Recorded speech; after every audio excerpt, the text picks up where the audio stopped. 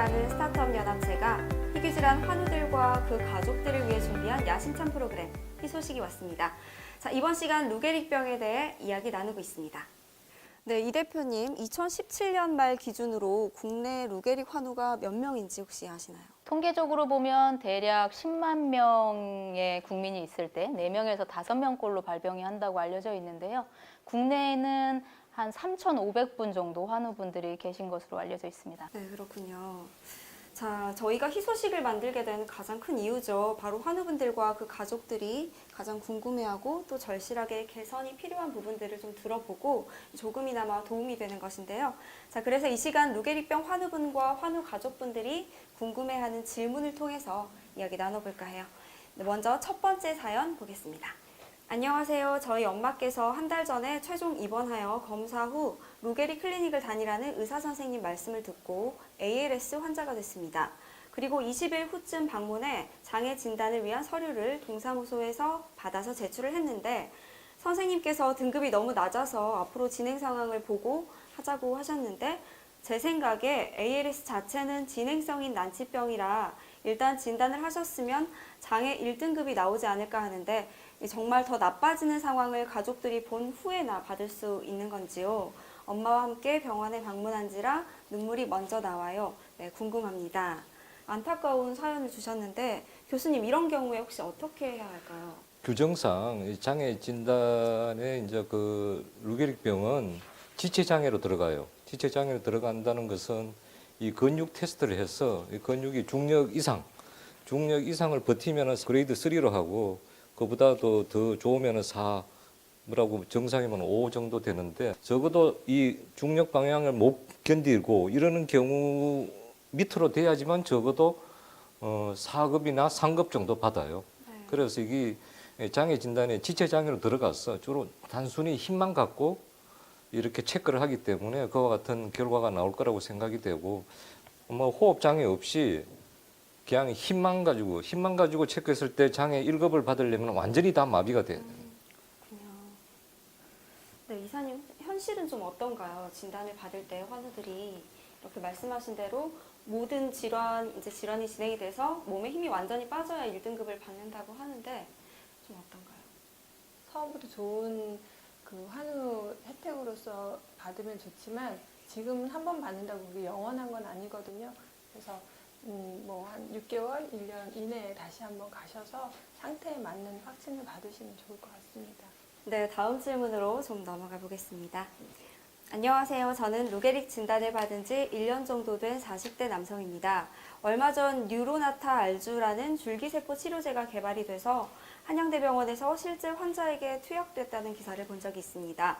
기존에 알려진 리루졸이라는 약은 루게릭 질환의 진행 속도를 늦추는 것으로 알려져 있는데 이번에 개발된 뉴로나타 알주라는 약은 어떤 효과가 있는지 궁금합니다.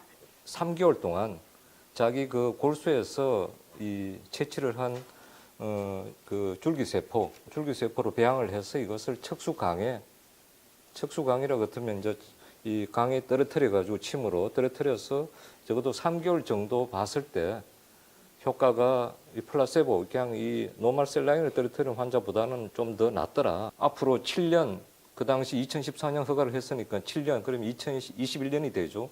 7년 동안에 더 많은 케이스를 해서 이게 효과가 있는지 없는지를 제출하라. 이렇게 메디컬 옵저버 2014년 7월 17일 날 날짜로 이렇게 보고된 게 있어요. 신경줄기세포가 죽어나가는 것 중에 원인이 염증이 한 파트거든요. 근데 그 줄기세포를 넣어주면 뭔가 염증을 조금 조절해 준다거나 신경보호 인자를 그 줄기세포가 좀 뿜어내지 않을까라고 하는 이제 아이디어로 줄기세포 치료제가 개발이 된 건데 실제로 국내에 이제 3상을 준비를 하고 있고요. 네. 미국에서도 이제 허가를 받아야 글로벌하게 팔 수 있으니까 미국에서도 임상 2상을 하려고 준비하고 있다까지 저도 소식을 들었습니다. 네, 도움이 되시는 답변이었기를 바라면서 다음 질문으로 넘어가 보겠습니다. 안녕하세요. 루게릭을 앓고 있는 저희 어머니의 심리 상태는 정상이 아닌 것 같습니다. 수시로 마음이 안 좋아지고 또 짜증을 심하게 내고 짜증을 낼 때 울기까지 하십니다. 말도 잘 안 나와서 답답해하시고 몸도 못 가누니 심리적으로 더 안 좋아지신 것 같습니다. 이렇게 극도의 스트레스를 받으실 때 저도 덩달아 너무 힘이 듭니다. 어떻게 해야 할까요? 제가 이렇게 읽으면서도 너무 그 상황이 이해가 되는데요, 의사님. 이게 이 환우분들이 사실 몸이 아프시면 당연히 그냥 우울증 같은 증세가 오실 수도 있고, 근데 제가 듣기로는 루게릭이라는 질환이 특성상 이 감정 조절 장애가 간혹 같이 동반되는 거라고 알고 있는데요. 실제로 그걸 위해서 어떤 처방을 따로 또 받으시거나 그러시나요? 제가 모든 한우분들의 뭐 상황들을 다 아는 건 아니지만 그 감정 조절이 안 되는 기간이 그 루게릭병 투병 중에 계속 나타나는 건 아니고 한시적으로 나타나는 걸로 알고 있고요. 그리고 이제 운동신경이 파괴되다 보니까 표정이 잘 지어지지 않게 되거든요. 병이 치료될 수 없다라는 데에서 오는 절망이나 여러 가지 본인으로 인해서 가족들이 함께 투병하는 데 있는 그 고통들 생각하면 그냥 아까 대표님도 얘기하신 것처럼 그냥 심리적으로 눌릴 수밖에 없는 상황이거든요. 문제들이 한두 가지가 아닌 사실이어서 지금 말씀해주신 케이스나 아니면 증상들은 정말 전체의 한 부분이라고 저는 생각이 되는 것 같습니다.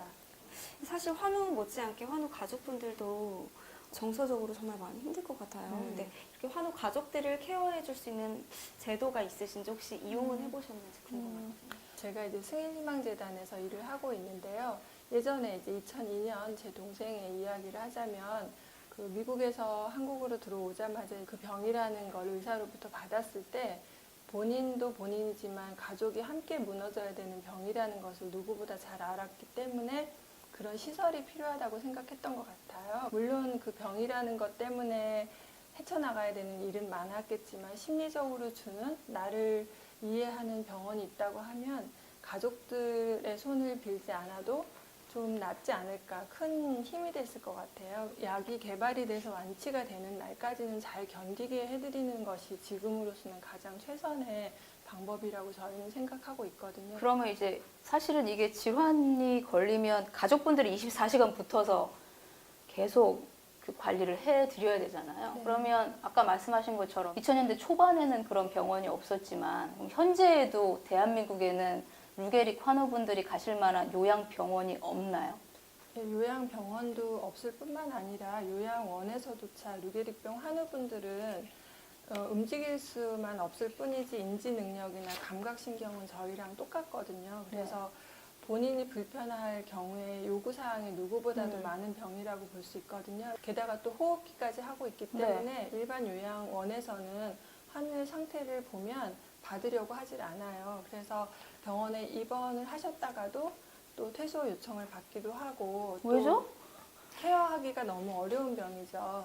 치매나 다른 질병도 사실은 되게 힘든 병인데 이분들을 옆에서 누군가 전담으로 케어하지 못한다고 하면 간병인들이 너무 힘든 거예요. 그래서 반드시 그분들에 대한 대안은 좀 마련이 돼야 될 것 같다는 생각이 듭니다. 이어서 사실은 저도 궁금했었는데 아이스버킷 챌린지 하셨잖아요. 네. 그래서 이제 부지를 마련하셨다고 저는 뉴스를 네. 봤는데 언제쯤 혹시 병원이 저희가 이제 2011년도에 재단이 설립이 됐을 때만 해도 그분들에게 왜 병원이 필요한지 요양시설이 필요한지를 이해시키는 건 정말 힘들었는데 다행히 이제 아이스버킷 챌린지를 통해서 그 병명을 알게 됐고 이제 2018년 4월에 토지를 마련을 했고 올해는 좀 착공을 시작할 수 있도록 기금을 좀 더 열심히 모으려고 하고 있는데 많은 분들이 좀 더 도와주셔서 그 그러게요. 시기가 앞당겨졌으면 하는 바람을 가지고 있습니다.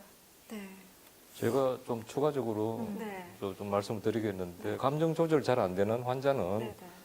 주로 구마비, 뇌줄기에 병변이 있을 때 잘 생겨요. 다른 척수라든가 뇌 쪽에 뭐 문제가 있을 때는 감정 조절보다는 이제 잘 안 생기고 주로 뇌줄기. 그래서 이 혀라든가 얼굴이라든가 씹는 거라든가 이런 근육이 이제 저 근육을 지배하는 운동신경 세포가 구에 있잖아요. 뇌줄기에. 거기에 병변이 있는 환자들한테 주로 많이 생긴다.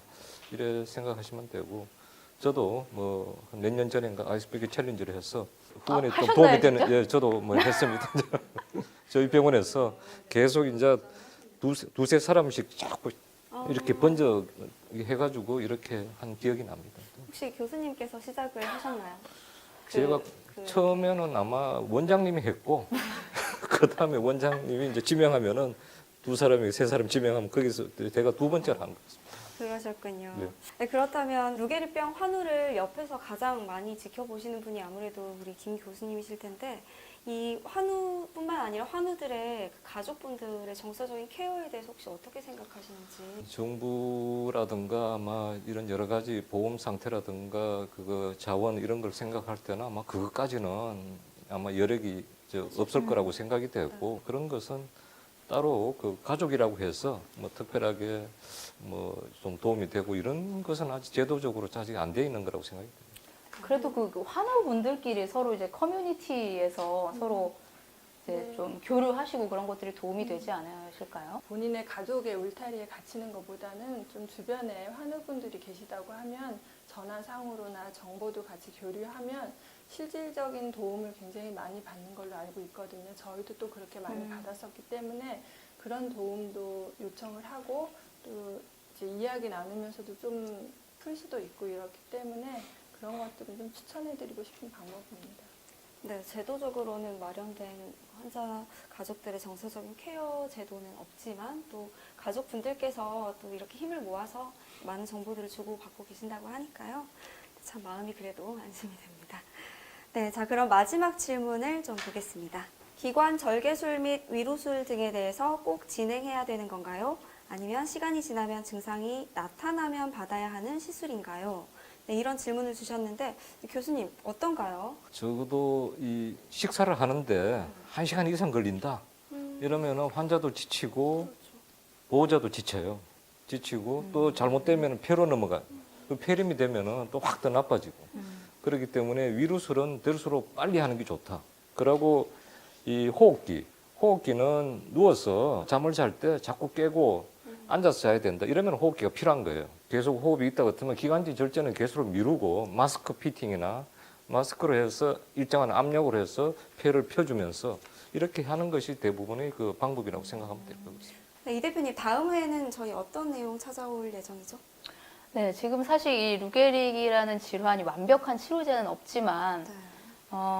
사실 많은 약물들이 현재 개발 중에 있습니다. 그래서 그 정보들을 또 많은 환우분들이 궁금해하실 것 같아서 그 얘기를 함께 나누는 시간을 갖도록 하겠습니다.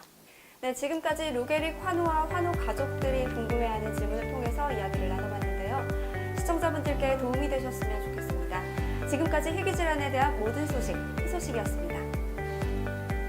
데이터를 기반으로 유전체 검사를 통해 질환을 파악하는 3빌리언, 희귀 난치질환 환자의 질환 데이터를 수집하는 휴먼스케이프, 그리고 이 모든 선행 데이터를 바탕으로 질환의 치료제를 개발하는 닥터노아 바이오텍이 치료기의 확대를 위한 원스톱 솔루션을 제공합니다.